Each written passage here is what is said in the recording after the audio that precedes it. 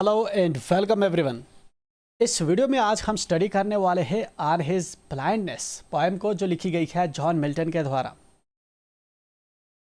Milton के बारे में एक इम्पॉर्टेंट फैक्ट ये है कि मिल्टन जो है, अभी आप इसकी आधी ही ज़िंदगी हुई थी, लगभग 40 ईयर्स की एज में ये टोटली ब्लाइंड हो जाते हैं। कम्प्लीटली इनकी आई साइट जो है वो चली जाती है। एंड माना जाता है ये वाली पोएम जो है 1652 के अराउंड जो है, जब वो ब्लाइंड हो चुके थे, तो उसके बाद ये वाली पोएम जो है उन्होंने लिखी है। इस पोएम के अंदर जो है पोइट बात करते हैं कि वो कितना इंटरनली इस चीज़ को स्ट्रगल फेस कर रहे हैं। मतलब वो ब्लाइंड हो चुके हैं, इस चीज़ को लेकर वो काफ़ी निराश हैं।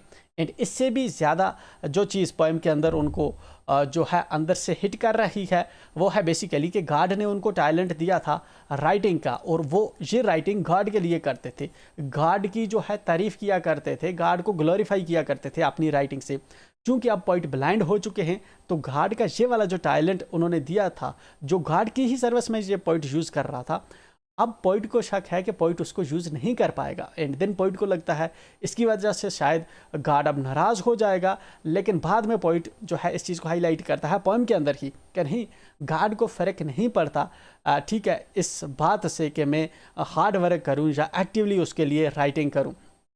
जो साल में गॉड ने मुझे ढाल दिया है, ब्लाइंड कर दिया है, अगर मैं पेशेंटली इसको इसी पे सब्र कर लूँ, तो ये भी अपने आप में गॉड की सर्विस होगी।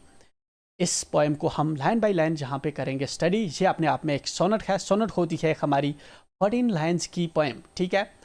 एंड ये वाली सोनेट 19 है जॉन मिल्टन की, ऑन हिज ब्लाइंडनेस। ब्लाइंडनेस का मतलब होता है अंधा होना, आई साइट चले जाना, जब आपको दिखता नहीं है।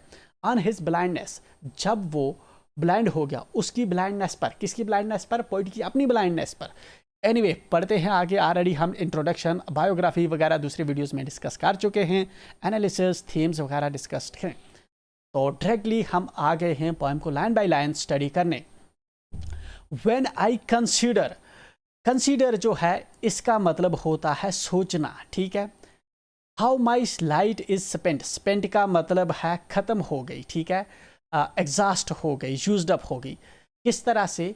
जब मैं सोचता हूँ किस तरह से मेरी जो आंखों की रोशनी है वो रुक गई, मुझे अब दिखना बंद हो गया, किस तरह से मैं ब्लाइंड हो गया। सरल भाषा में इसका मीनिंग, जहाँ पे वर्ड मीनिंग्स आपको देखने को मिलती है, नीचे इसकी एक्सप्लेनेशन है। इस लाइन को कंटिन्यूसली कर रहा है पोइट इस लाइन में। Ere half my days in this dark world and wide. Ere means before, ठीक है। हाफ माई डेज का मतलब आधी जिंदगी। In dark world, dark world मतलब कि पोइट के लिए अब दुनिया जो है वो डार्क होगी, क्योंकि अब वो ब्लाइंड हो चुका है। And wide means challenging.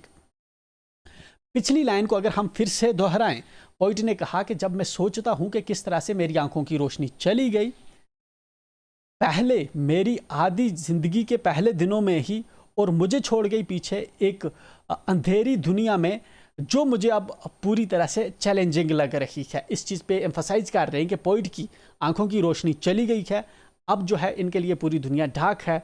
आगे इसकी लाइफ कैसी रहेगी, ये अपने आप में एक चैलेंजिंग चीज़ है, चैलेंजिंग लग रहा है ये पोइट को। नेक्स्ट थर्ड लाइन, देन इसी चीज़ को पोइट जो है कंटिन्यूसली कर रहे हैं कि इनकी आंखों की जो रोशनी चली गई, एंड उसके बाद जो इनका टैलेंट था राइटिंग का, उसके साथ क्या हुआ, ठीक है, उसका पोइट यहाँ पे जिक्र कर रहे हैं। एंड दैट वन टैलेंट, और वो जो एक टैलेंट था, टैलेंट मीन्स जो गॉड ने इनको गिफ्ट दी थी। गॉड ने इनको क्या गिफ्ट किया था? इनके अंदर ये टैलेंट था कि लिटरेरी का टैलेंट मतलब कि ये राइटिंग्स अच्छी करते थे, प्रोज अच्छे लिखते थे, एंड पोएम्स अच्छी लिखते थे, ठीक है।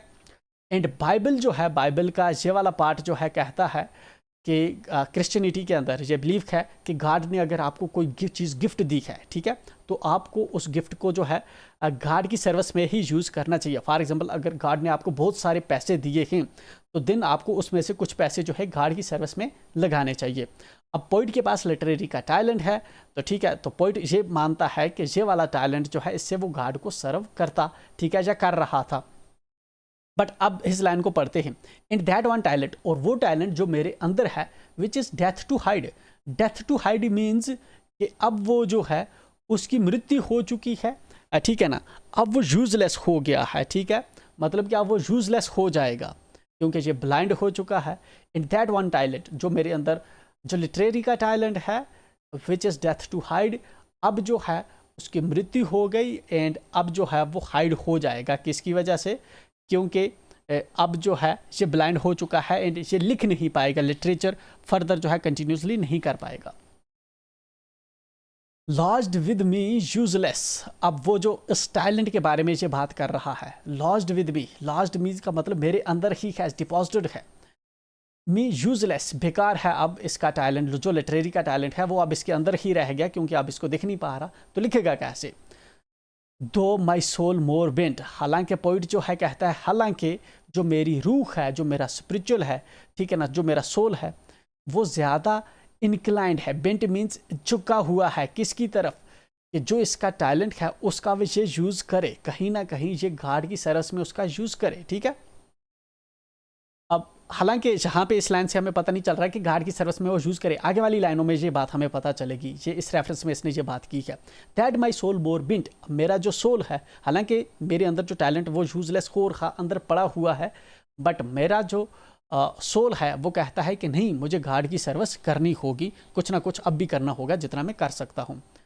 To serve therewith my maker, जो कुछ मेरे पास है, देयर मीन्स जितना कुछ भी मेरे पास है, मुझे अपने मेकर क्रिएटर के साथ जो है उसको सर्व करना होगा, ठीक है, उसको ग्लोरीफाई करना होगा, उसके लिए राइटिंग करनी होगी।